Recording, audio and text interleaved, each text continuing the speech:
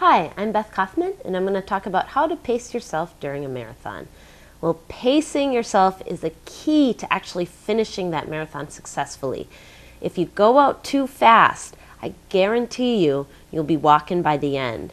So you'll want to make sure to run about 20 to 30 seconds slower per mile in the first half of the marathon than you do in the second half of the marathon. Ideally, your second half of the marathon, so the second 13.1 miles, would be faster than your 13.1 miles, but that's a very difficult task to achieve.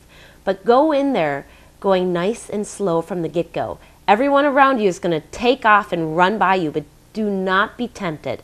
You're going to have a lot of adrenaline in you, you're going to be very excited, and you're going to want to run fast, especially in those first few miles.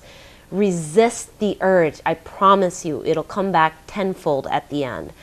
I also recommend throwing in walk breaks right from the get-go. So right at that first mile marker, stop, take a 60-second walk break, and start up again. And do that at each mile marker.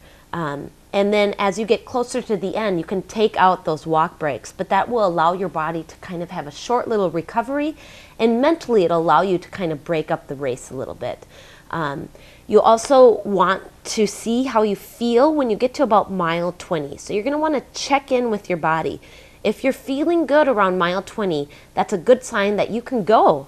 So you'll want to push yourself starting at about that mile 20. It's going to hurt, but you'll be surprised at how fast you'll be able to finish if you've paced yourself properly. If you get to mile 20 and you check in and you're really hurting, now's the time to kind of back off a little bit and just try to finish the race without getting any type of injury.